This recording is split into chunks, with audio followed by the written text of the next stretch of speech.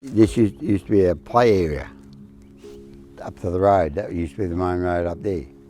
Most of these houses up here were all weekenders. People used to come here from the city a weekend because the pub never closed. It was supposed to close at 6 o'clock, but it never did. And the local cop used to wander in and make sure it's shut, and then after he'd gone, and they'd open up again. Yeah.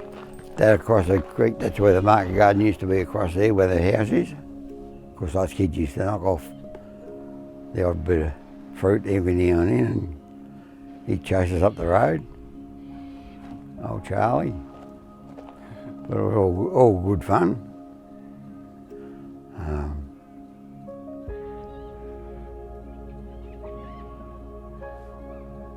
What else can I tell you? Nothing really.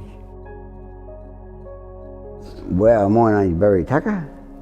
I've lived in St Andrews all my life, which used to be called Queenstown. It was just a lifestyle that no longer exists. We had total freedom from the age of 4. We would disappear early in the morning and we wouldn't be seen until tea time at night. You roamed far and wide. Your parents never worried about you, but then they knew you would always come back because you'd be hungry. We used to catch snakes, tie a string on them, wouldn't kill them, we'd let them go across one side of the road and we'd drag them back just to watch the cars skid along the road. We used to have a bath in a tin bath. Used to heat up the water on the stove and then have a bath in a tin bath. I had a .22 rifle when I was 12 years old. 12 years old? Yeah. For the first year or so I didn't wear shoes at school. Used to catch echidnas.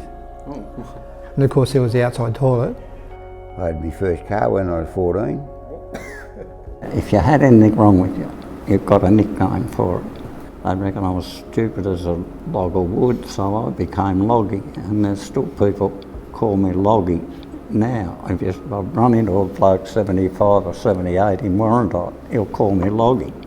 We got up to all sorts of mischief. I mean, you don't tell you're not allowed to tell your kids what you did when you were, even though you know they're doing exactly the same thing. I was about 15 months old when my father volunteered and enlisted in the army. I remember in the bedroom that we had a map of the Japanese advance, and I don't know why it was in our bedroom, but there was this menacing set of arrows coming down towards Australia, and I understood what was happening, so that was a little bit disturbing for me. As a young person, you know, as a 6-year-old, it wasn't that bad. We didn't understand the full brunt of it. When the bombing started, it was sort of almost fun for us, because in the middle of the night you got up and you carried your little case and you went down in the basement. It rained the day of the coronation. No. Yeah, and the servos were coming along the back, and handkerchief, and they were wiping the white cleaner off your white hat, off your face, and had a bottle of brandy in it. 2 sips is all, that's all. There's some good times though on the ship. You saw a lot of places. I think I went around the world probably 3 times. When I was younger, it was things like the Vietnam War was the main thing, and I was very much involved in protesting against it. We were poor. My parents were separated and my grandmother brought us up, and she was very strict. And when I was 12, my geography teacher said Australia, and I thought that's where I'm going to go. It felt like abracadabra, it was magic. I decided one day to move from England to Australia without knowing a soul here and having 2 children. Everybody said, "Where's Australia now? Where is it?" So the children said, "Where are we going?" And I said, "Well, other side of the world." And we did.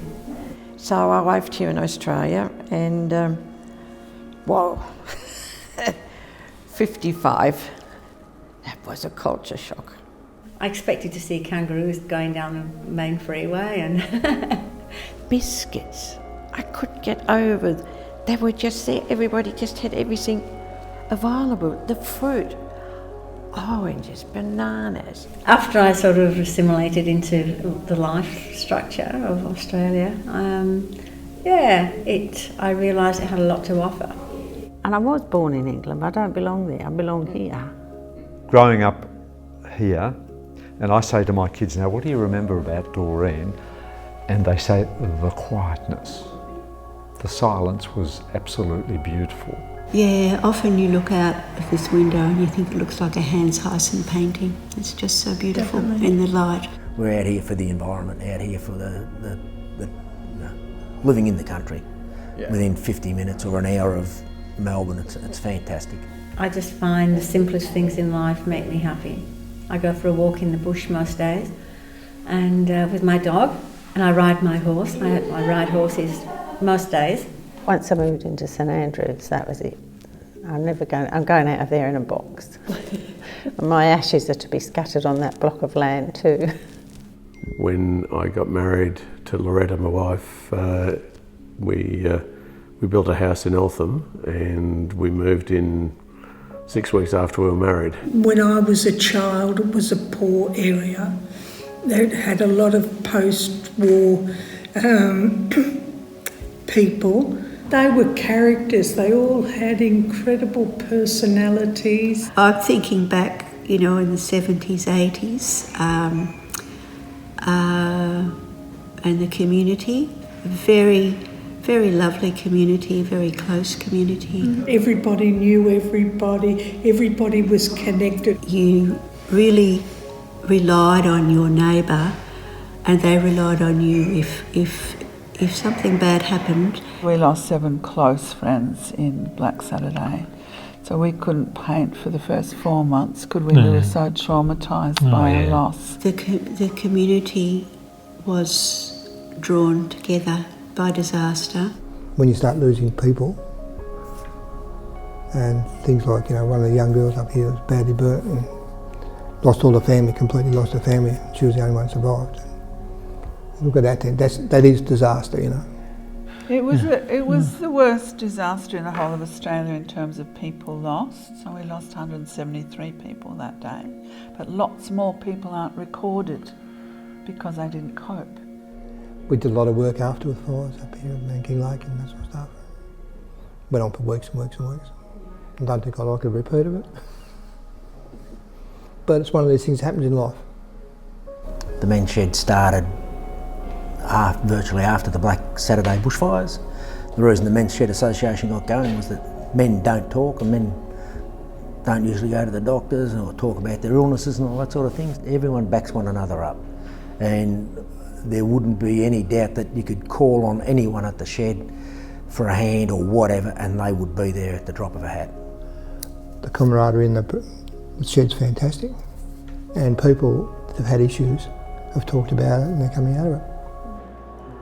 Yes, we had some exciting years, some hard years. With my family, I was sent across to the then called Cranfield College of Aeronautics in Bedfordshire, and I did a postgraduate degree on welding technology. And as a result of that, I became the first welding engineer in Australia. Hello. Hello. How did we meet? We met through a life drawing class because the model didn't turn up, and I volunteered to get my gear off, and he painted me. And we fell in love over an easel. And we started off very simply. We lived on $10 a week. 40 years ago, that's a lot probably, more than it would be today. $100 now, something. Probably be about $50 a week now. I was a school teacher and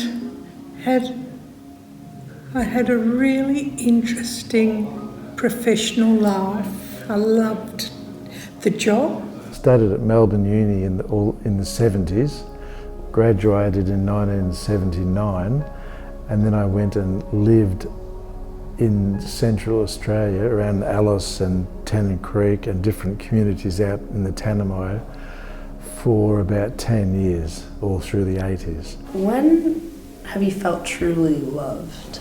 Truly loved? Oh gosh, What a question, what a loaded question. When have I felt truly loved?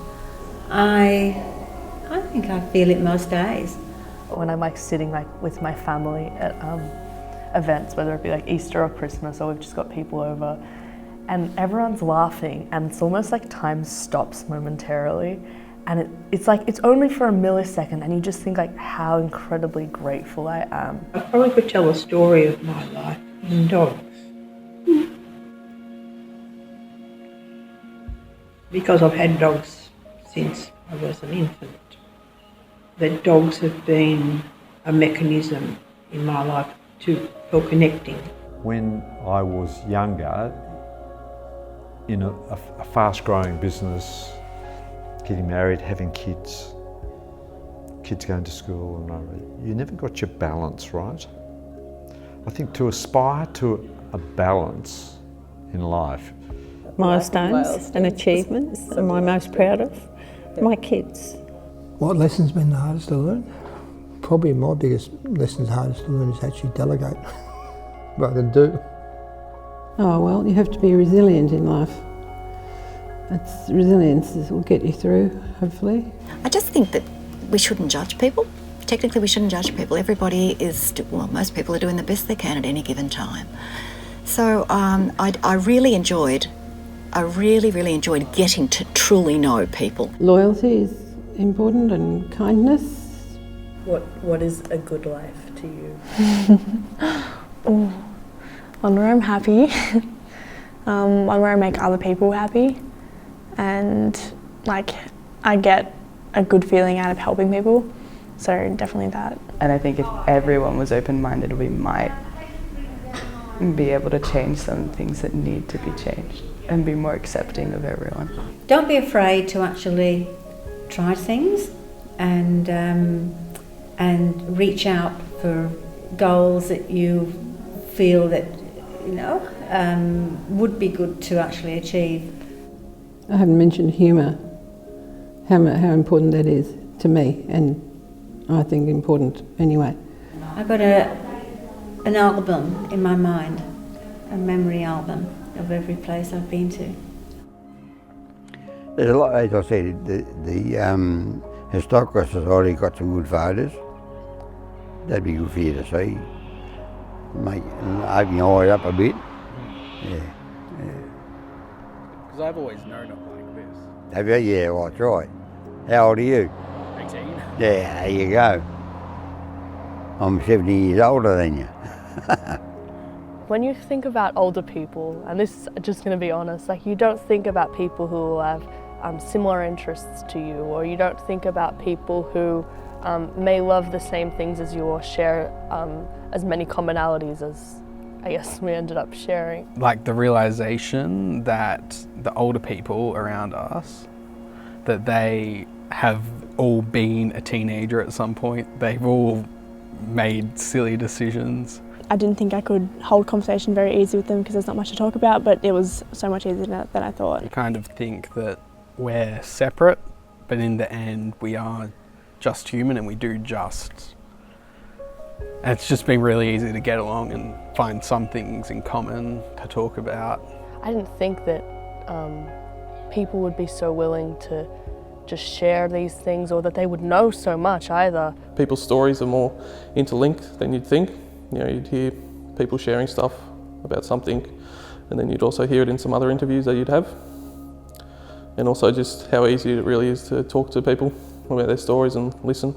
Seeing how much they connect in, and how appreciative they are of the whole thing. That's gonna stick with me. And I'm happy leaving each day when I see that. Then they're like, "Thank you, you've helped me with this so much." And it's like, yes, I've done something good. What would you say to the older people for this program, if you had one thing to say to them? Don't be scared.